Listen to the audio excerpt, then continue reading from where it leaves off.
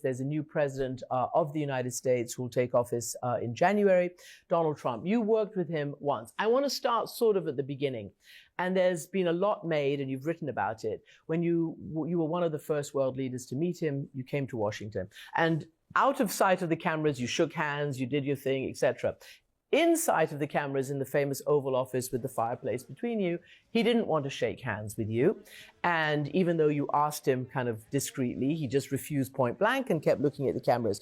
And I thought it was really interesting because you said he wanted to create conversation fodder through his behavior, while I thought I was having a discussion with somebody completely normal. Is he not completely normal in your view? Ich denke, dass Präsident Trump davon lebt. I think President Trump lives off actually acting unconventionally, and in this way draws the attention of people to himself. Either he shook the hands of some of my colleagues 3 times longer than you usually do, or with me, he didn't do it at all. At this point in time, I had forgotten, and normally you would say, well, you shake hands and that's it. But when you're in this situation, you don't even think about it. But with him, all of these external things, these gestures, all were part of a statement, because he wanted to very clearly show that outside of political talks, in these situations, he puts down a marker, whatever he means with it. You also described him as I dealt in facts, he dealt with emotions. How did that affect some of the key issues that you were trying to deal with? His emotional view of politics?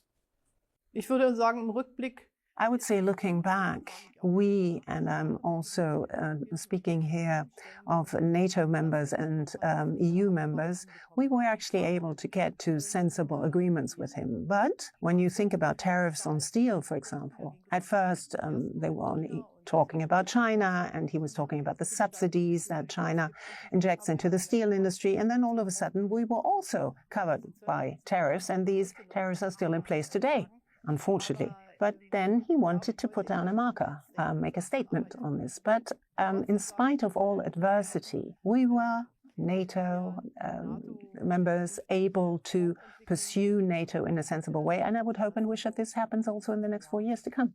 I remember very distinctly when Donald Trump was first elected, you were the only one to actually welcome his election conditionally. In other words, based on the respect and the adherence to mutual values, democracy, freedom, diversity, rule of law, human rights, etc. And I just, wonder whether you thought he did act in that way. And especially because you said he was clearly fascinated by the Russian president.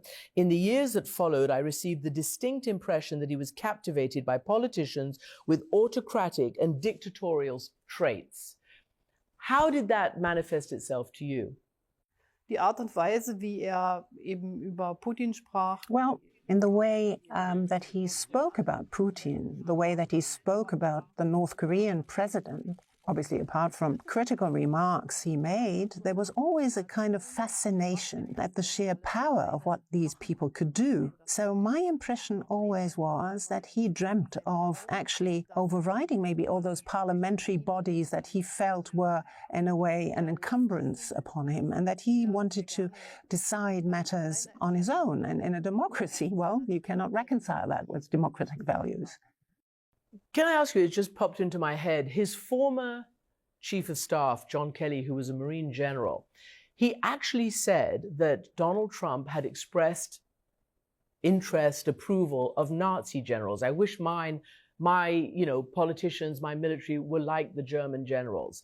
Does that surprise you that he would say something like that? Ehrlich gesagt, das habe ich gar nicht. Honestly speaking, I never heard this, and I wouldn't want to make any comment on this. I said that he was fascinated, not too much co-determination, as it were, or too many other people having a say. He wanted to be the person who makes the judgment and the call. But I think once you approached him without any fear and with a clear-cut strategy, he listened. And I think he smells when people are a little bit afraid of him. And when you're not, then you can enter into good talks with him. And you were not? Nein. No, I was the elected Chancellor of the Federal Republic of Germany. I mean, we're not a negligible country. We have our own interests, our own vested interests, and I was always guided by these national interests. I think the United States of America are such an important power, a superpower. But we in Europe are also important. The United States of America cannot do things on their own completely. We have an alliance. We have NATO together. So this is not just something where we owe something to the Americans, as Donald Trump quite often said, but the United States of America, too, must have a vested interest, or should have a vested interest. At least that would be my advice, because when we stand together, we're simply stronger. And there are so many in the world who do not want democracy. So strength is important in this, against this background. You and President Obama did write an op-ed saying, when we stand together, we're stronger. But you also have written in your book about what it was like to negotiate with Donald Trump. And all of this is important, not just to look back, but to look forward, because you've talked about tariffs. Well, he has threatened already, not even in office yet, to slap huge tariffs on many, many different countries, including possibly Europe. And you've described him as a negotiator who didn't see a win-win situation. Tell me how he came across as a negotiator. Naja, für mich war klar, dass es mit... Well, for me, it was clear that with him, there will not be a free trade agreement, for example, between the European Union and the United States of America. With President Obama, we had tried to come to this transatlantic trade agreement. We negotiated that, and I didn't think that this was possible with Donald Trump. I think at the end of the day, Donald Trump would always weigh what his actions mean for the American voter and for the American citizen, and weigh that in the balance. And one of the issues here are high prices. So if I were to impose tariffs on countries where I might be able to buy things cheaply, and due to the tariffs prices will rise, then it will be difficult for somebody such as President Trump, and he didn't want prices to rise, at least not for years ago. So there will be big discussions over tariffs and the impact of that. That's very clear.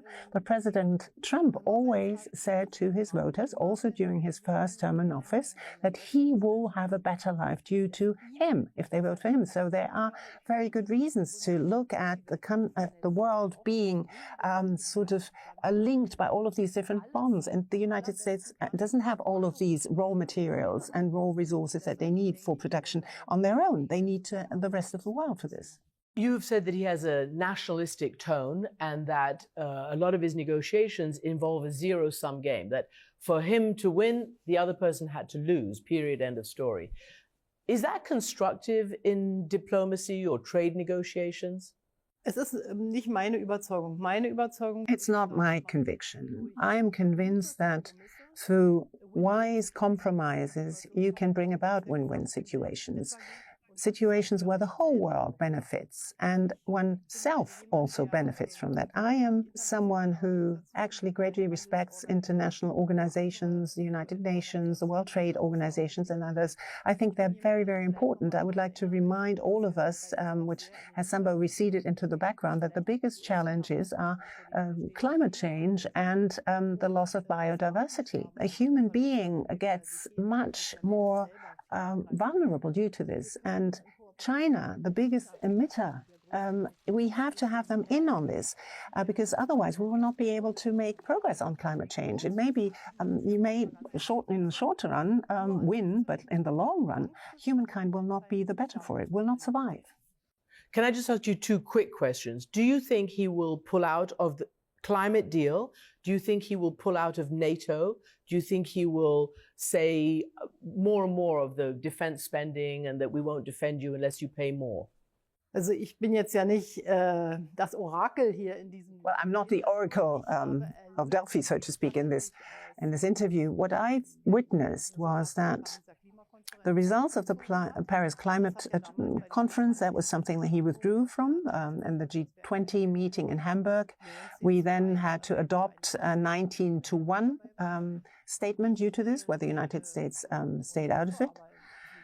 I hope and trust, at least this was the case last time, that NATO will prevail, but the request that the Europeans too, or the demand that the Europeans pay more, will still be out there.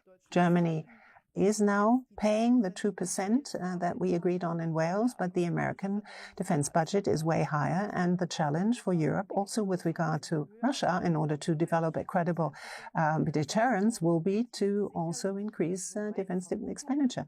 So I assume that, I have to say, that 2% will probably not be the end of it. And that's what I write in my book too. That's my prediction.